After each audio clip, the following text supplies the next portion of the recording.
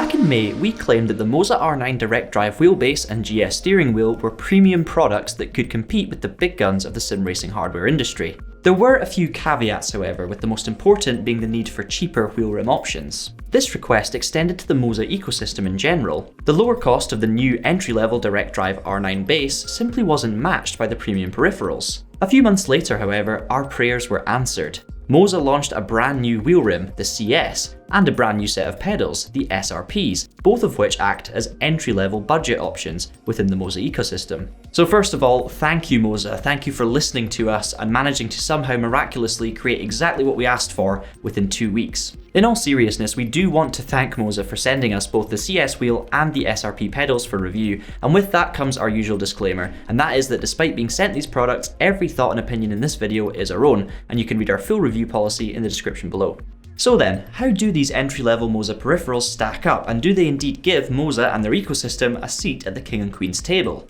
First of all, let's start off by defining exactly what I mean when I say budget and entry-level. The new CS wheel rim will cost you $279, or about 230 quid, all of which excludes VAT, any shipping costs, or any import duty. The SR-P pedals on the other hand will set you back $218.90, which equates to roughly £180. So no, entry level does not mean entry level to sim racing as a whole, it means entry level to load cell and direct drive ecosystems. To give you some more context, Moza's other two steering wheels, the RS and GS, both cost $499, as does their alternative pedal set, the CR-Ps. If you're buying a full sim racing setup then, these new cheaper options will save you over $440.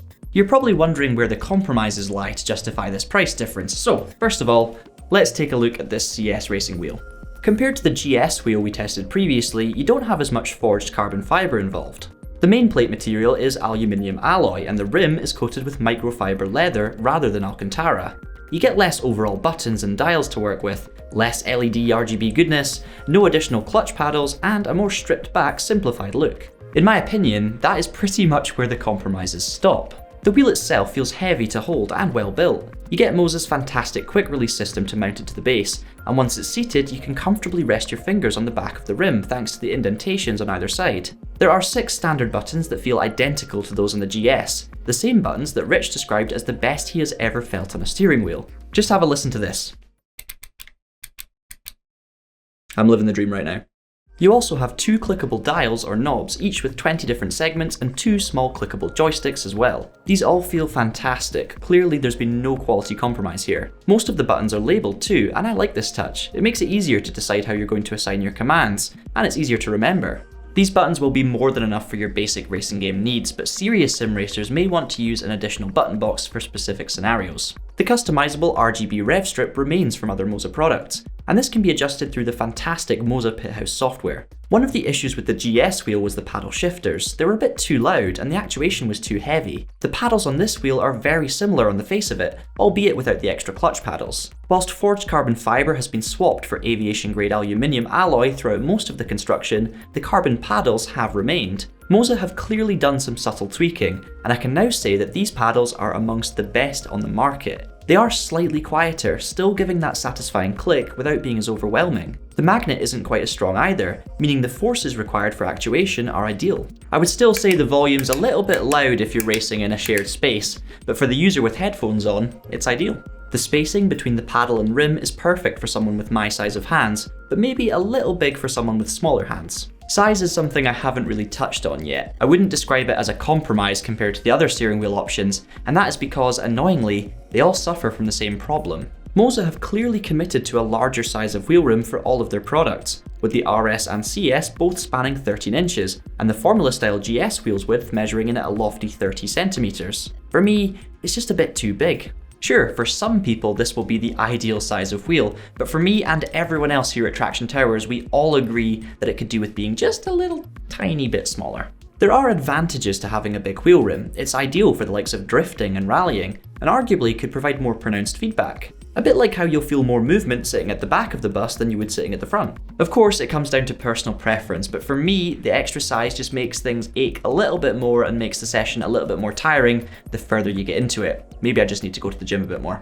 It means that despite Moza now having more wheel options, they still don't have suitable options for those with smaller hands. It's also worth remembering that although the fully round wheel is a bit of a jack-of-all-trades concept, it doesn't work too well in prototypes and formula-style cars. When you use this wheel, it genuinely feels great. The materials, the comfort, the satisfaction, it's all there. You do get used to the size and it becomes perfectly acceptable in shorter bursts. It also makes Fanatec's DD Pro rim feel cheap and underwhelming in comparison. But I would still rather have a smaller alternative for my sim racing needs, like the Fanatec for example. In an ideal world then, we need Moza to make 3 more budget wheels, a formula style rim with the same width as the existing GS, and then slightly smaller versions of both styles. If this happened in the future, all of a sudden Moza's wheel range would become a force to be reckoned with. So, onto the SR-P pedals. One thing I need to make clear straight away is that I've never actually tried the more expensive Moza CR-P pedals, so I can't talk about the compromises from personal experience. I can, however, compare the specs. The CR-P pedals are made primarily of aluminium alloy, whilst on these SR-P pedals, it's only the pedal plates themselves that use this material, the rest made of steel. The load pressure sensor on the brake can register up to 75 kilograms of pressure, which is 25 kilograms less than the CR-Ps, and even 15 kilograms less than Fanatec's discontinued CSL Elite pedals. When it comes to load cell pedals, however, the maximum range of the pressure sensor isn't the be-all and end-all, especially when you consider that there are a number of variables related to the design and construction of the pedals that directly affect the pressure applied to the sensor, beyond simply the force that you apply with your foot. At this stage, it's worth giving you a quick explanation as to what a load cell actually does. It can come in various forms, but it works by measuring physical pressure and converting this measurement into an electrical signal. So in a set of sim racing pedals, the load cell measures the pressure that you apply on the brake pedal, turns this into data, and applies the information in-game to control your braking forces. Entry-level pedals often use potentiometers instead, which simply measure the travel distance of the brake pedal, rather than the pressure applied. Load cell pedals generally cost more than standard potentiometer-based pedals because they cost more to develop and produce. At $218, the SR-P pedals represent an entry point to load cell braking, with most load cell based and hydraulic options costing considerably more. Fanatec can be seen as competition at this level with their equivalent offering, the CSL load cell pedals coming in slightly cheaper. The prices are tricky to compare directly, however. The CSL's aluminium pedal plates are optional extras, for example, as are the SR-P's extra springs and dampers. These pedals also connect directly to your PC via a standard USB cable, making them compatible with other wheels and peripherals across the market, and taking away the need for any adapters. In terms of build quality and feel, I really do like what Moza have done. It's an understated finish, it feels very high quality, and much like the CS steering wheel, it is a thumbs up from me. So, what are they actually like to use? In all honesty, they perform no better and no worse than you might expect from an entry-level load cell setup. The SR-Ps actually utilise 2 braking sensors, the load cell and an additional angle sensor, which is essentially just a fancier, higher resolution Hall sensor. The angle sensor is used during light braking, and when combined with the spring, gives you a decent amount of control when you're looking to lightly tap or ease off the pedal. During harder braking, the load cell takes over, combining with the rubber damper to give you a firmer, more realistic pressure-based experience. For me though, it doesn't feel like it quite does enough. By the time you actually reach the firmer feeling damper and the load cell, it's already too late and you're probably already fighting with a lockup. It feels like the damper and load cell combination needs to start a little bit earlier in the process, and this is likely due to the limitations of the small and probably cheaper load cell system. It almost feels like an afterthought. The brake doesn't give you that rigidity and confidence before it's too late. I will be clear, in many racing games, or if you have ABS on, this will not hurt your performance in braking zones at all. But when you have to be really careful and precise, such as in iRacing, R-Factor 2, or even some modern F1 games, the load cell doesn't give you that ultimate confidence that you might expect from a more expensive and stronger system to help with lockups. There are thankfully plenty of adjustments you can make to try and help things. First of all, with the accessory pack you get 2 additional springs with differing levels of stiffness, and you get an alternative damper giving you 6 possible combinations of pedal feel. These are easy to switch, but a little more confusing than they could be. You end up with a yellow, orange and red spring. Logic tells me that they would get stiffer in that order? Nope. Orange is the stiffest, followed by red, with yellow a close third. And what about the dampers? One is labelled medium, the other not labelled at all. Medium is actually the stiffer option, with the blank one being softer. Why not just make the order a little bit more clear?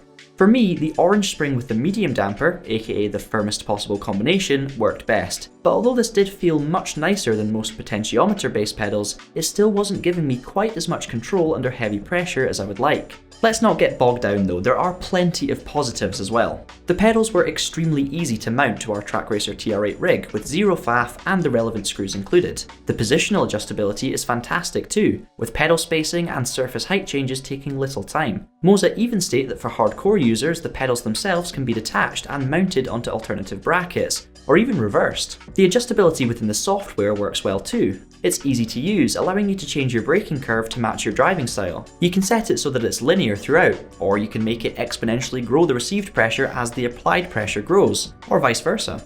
You can also adjust the pressure bonding point. At 100, you get an overly sensitive pedal with no dead zone and lots of headroom, while setting it to 0 will give you more pedal to work with, but a dead zone and reduced sensitivity at low pressure. With these pedals, you get exactly what you pay for. They look nice, if unspectacular, and they will be better than most cheaper entry-level pedals, but you won't get the same advantages that you get from many of the more expensive alternatives. The adjustability is good, but fundamentally I'm left craving that little bit more. An ideal stepping stone, if you like, at a relatively affordable price. We are left with two new Moza products that both have considerably more pros than cons, and ultimately fill a gap in the Moza ecosystem that needed filling.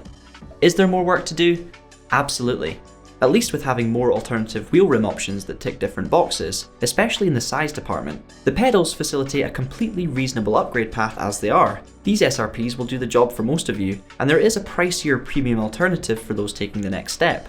Moza are most certainly making moves in the right direction, and the quality is clear for everyone to see. None of the big hitters can afford to get complacent with development, and I have to say, with so many great products on the market, sim racing hardware has never been in a better, more competitive place. So that's going to be it for our review of the Moza CS steering wheel and SR-P pedals. Once again, a big thank you to Moza for sending us these fantastic products. A reminder that our review policy is available in the description below, and if you want to see more hardware reviews like this, please do subscribe to the Traxion channel and hit that notification bell to catch the videos as they are released. Until I see you next time, thank you so much for watching, keep it pinned, and have a great day.